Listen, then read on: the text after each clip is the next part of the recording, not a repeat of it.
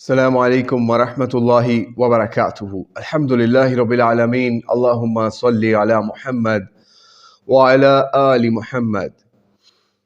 اس سال رمضان کے آخری عشرے کے اندر ایک بہت بڑا فیصلہ جو کہ وفاقی شرعی عدالت کی طرف سے سامنے آتا ہے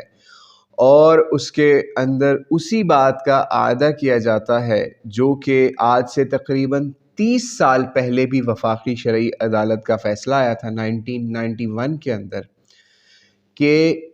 جو ہماری معیشت کے اندر، بینکس کے اندر اور پورے ملک کے اندر جو سود ہے اس کا خاتمہ ہونا چاہیے، اس نظام سے چھٹکارا حاصل کرنا چاہیے۔ تو یہ تو فیصلہ پہلے بھی آیا تھا، اب پھر آیا ہے، لیکن اس فیصلے کے خلاف پہلے بھی سپریم کورٹ میں، ہائی کورٹ میں حکومتیں، خاص طور پہ نواز شریف صاحب کی حکومتوں نے اپنا کردار ادا کیا تاکہ فیڈرل شریعت کورٹ یا وفاقی شرعی عدالت کا فیصلہ چیلنج کیا جائے یا اس پہ اسٹے لے لیا جائے یا اس کو پس پش ڈالا جائے۔ تو یہ تو پرانی باتیں ہو گئی تھیں، لیکن اب دوبارہ سے اس کے اوپر پہلے سے ورکنگ جو جماعتیں کر رہی تھیں، جس کے اندر تنظیم اسلامی، ڈاکٹر اسرار رحمہ اللہ کی اور مولانا مودودی کی جماعت اسلامی، جنہوں نے ڈاکٹر اسرار کی زندگی میں بھی اپنا رول اس مسئلے پہ ادا کیا اور مولانا مودودی کی زندگی میں بھی اور مولانا مودودی کی زندگی کے بعد بھی ان دونوں کی جماعتوں نے بہت رول ادا کیا۔ مسجد کے ممبر سے لے کے سڑکوں کے احتجاج تک، سڑکوں کے احتجاج سے لے کے سپریم کورٹ کے فیصلوں تک، سپریم کورٹ سے وفاقی شرعی عدالت تک، ہر محاذ کے اوپر ان جماعتوں نے اپنا کردار ادا کیا کہ کسی طریقے سے اس ملک سے یہ حرام کا نظام یعنی ربا، سود، انٹرسٹ بیسڈ اکانومی کا خاتمہ ہو کر حلال بیسڈ اکانومی کی بنیاد رکھی جائے۔ لیکن آج تک ان فیصلوں پہ نہ تو عمل ہوا، نہ ہی کسی نے ان چیزوں کی سنوائی کی، حالانکہ یہ چیز آئین کا حصہ ہے، چاہے 1956 کا آئین ہو، چاہے 62 کا، چاہے 73 کا، یا اس کے بعد کچھ ترامیم ہو، ہر جگہ پر یہ بات اس چیز کا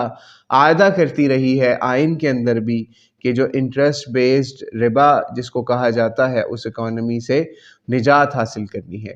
لیکن آج تک ایسا نہیں ہو سکا، کمیٹیاں بنائی گئیں 73 کے اندر بھی، اس کے بعد بھی پھر نواز شریف کی حکومت کے اندر جو 91-92 میں تھی، لیکن کچھ نہیں ہو سکا۔ ہم ڈاکٹر اسرار رحمہ اللہ کا بھی ایک کلپ آپ کو سناتے ہیں جو انہوں نے آج سے تقریباً کوئی غالباً 20 سال پہلے کا غالباً کلپ ہے یا کم سے کم 15 سال پہلے کا، وہ آپ ذرا کلپ سنیے پھر ہم مزید اس پہ بات کرتے ہیں۔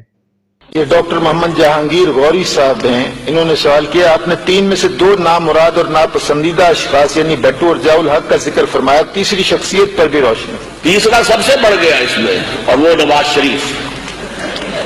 اسے جس طرح کا مینڈیٹ ملا تھا، یہ تو 1946 میں بھی مسلم لیگ کو اتنا مینڈیٹ نہیں ملا تھا جو اس کو مل گیا۔ اور جب پھر میں نے خط لکھا ان کے والد کو، اور پھر وہ چاروں شرفاء میرے پاس آئے، وعدہ کیا کہ ہاں ہم یہ کام کریں گے، میں نے کہا دستور میں یہ ترمیم کرو اور سود کے معاملے کو جو تم نے ڈالا ہوا ہے کولڈ سٹوریج کے اندر، اس کی اپیل جو ہے دائر کرواؤ۔ چاروں، میاں محمد شریف مرحوم اور میاں نواز شریف اور میاں شہباز شریف اور میاں عباس شریف، ہاں وہ چونکہ زیادہ پبلک پہ تو آتے ہی نہیں ہے اس لیے، پھر دوبارہ بھی آئے ایک دفعہ، کیونکہ اس کے بعد پھر ہارٹ اٹیک ہو گیا تھا، میاں شریف گئے تھے لندن علاج کرا کے آئے، تو پھر میں نے اشتہار شائع کیا تھا کہ آپ سمجھیے کہ اللہ نے پھر آپ کو مہلت دی ہے، کچھ کروائیے جلدی سے۔ پھر آئے، چاروں نے چاروں ہم کریں گے، کچھ نہیں کیا، سب جھوٹ۔ 3 آدمی یہ ہیں، بھٹو وہ سیکولر انداز کے اندر، لیکن کم سے کم چین جیسا ملک تو بنا جاتا نا، اپنے پاؤں پر تو کھڑے ہوتے، دنیا کے اندر کوئی حیثیت تو ہوتی۔ جی تو آپ نے کلپ ملاحظہ کیا، اور آج بھی وہ موقع ہے کہ انہی کی حکومت اس وقت، یا انہی کے اتحادیوں کی، یا ان کا بھائی جو ہے اس حکومت کے اندر ہے، لیکن لگتا یہی ہے کہ یہ اس بار بھی کچھ نہیں کر سکیں گے، کیونکہ دیکھیں بات یہ ہے کہ جو حکومت ہی اس طریقے سے وجود میں آئے کہ اس کو اغیار کی سپورٹ ہو، تو آپ کا کیا خیال ہے کہ وہ اس سامراجی یا اس سود بیس نظام کا خاتمہ کرنے میں کچھ کرے گا؟ بالکل نہیں کرے گا۔ اور یہاں پر ہم ایک بات اور کہہ دیتے ہیں کہ مولانا فضل الرحمان جو کہ سڑکوں کے اوپر حکومت کو گرانے کے لیے دن رات صرف کر سکتے ہیں، لیکن سودی نظام کے لیے ایک دفعہ بھی سڑک پر آپ کو وہ نظر نہیں آئیں گے۔ اور اب وہ حکومت کے اتحادی ہونے کے باوجود حکومت کے اوپر اگر وہ اس چیز کو یا اس وفاقی شرعی عدالت کے فیصلے کو امپلیمنٹ کروانے کے لیے اپنا رول ادا نہیں کریں گے تو وہ مجرم ہوں گے، اور ان کی یہ خاموشی ہم مجرمانہ خاموشی تصور کریں گے۔ تو بہرحال یہ تو آپ کے سامنے دیوبند کے علماء کا بھی حال ہے، جن کے اندر مولانا فضل الرحمان ہے، اور بڑے دعوے کرتے ہیں میرے پاس اتنے لاکھ علماء ہیں، لیکن جہاں پر دعووں کو چھوڑ کر عملی کام کی بات آتی ہے تو یہ لوگ صفر نظر آتے ہیں یا بہت کم درجے پہ نظر آتے ہیں۔ یہاں ہم شکریہ ادا کریں گے مفتی طارق مسعود صاحب کا، جنہوں نے اس فیصلے کے آنے کے بعد بڑی تائید کی اور جماعت اسلامی کو، تنظیم اسلامی کو بہت پریز بھی کیا،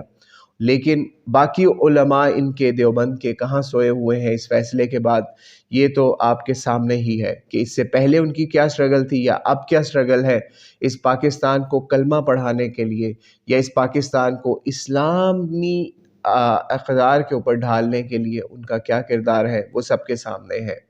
تو اس لیے اب ہمیں دیکھنا یہ ہے کہ مولانا فضل الرحمان کی یہ حکومت، جو ان کے اتحادیوں کے ساتھ ان کے ساتھ مل کے جنہوں نے حکومت گرائی عمران خان کی، اب وہ کیا کام کرتے ہیں اس حکومت کے ساتھ مل کے؟ کیا وفاقی شرعی عدالت کے اس فیصلے کو امپلیمنٹ کروانے کے لیے کچھ کرتے ہیں، یا پھر پہلے کی طرح ہی اس وفاقی شرعی عدالت کو وہ مانیں گے ہی نہیں اور کہیں گے سپریم کورٹ اصل سپریم عدالت ہے؟ اور آپ کو یہاں پر ایک اور بات بھی بتاتے چلے کہ ان جماعتوں نے، یعنی تنظیم اسلامی اور اس کے علاوہ جماعت اسلامی نے اپنا کردار ان عدالتوں میں یعنی سپریم کورٹ میں بھی ادا کرنے کی کوشش کی تاکہ وفاقی شرعی عدالت کے فیصلے کی کچھ امپلیمنٹیشن یا اس کے اوپر پیش رفت ہو سکے، لیکن سپریم کورٹ نے بھی 2015 کے اندر حافظ عاکف سعید صاحب جو تنظیم اسلامی کے اس وقت امیر تھے، ان کی پٹیشن کو خارج کر دیا کہ جناب یہ تو وفاقی شرعی عدالت اس فیصلے کو دے گی یا ان کا یہ جورسڈکشن ہے۔ تو اب دیکھنا یہ ہے کہ اب اس کے اوپر مزید کیا ہوتا ہے، یا پھر جیسے پہلے 73 سال کی پاکستان کی تاریخ کے اندر اسلام کے نام پر قائم ہونے والا یہ ملک اسی طرح کافروں کے ٹکڑوں پر پلتا ہے، ان کے نظام کو ہی بلڈ کر کے پوری دنیا میں ذلت اور رسوائی اٹھاتا ہے، یا پھر یہ شریعت کے کسی پارٹ کو امپلیمنٹ کر کے یا سودی نظام سے چھٹکارا پا کر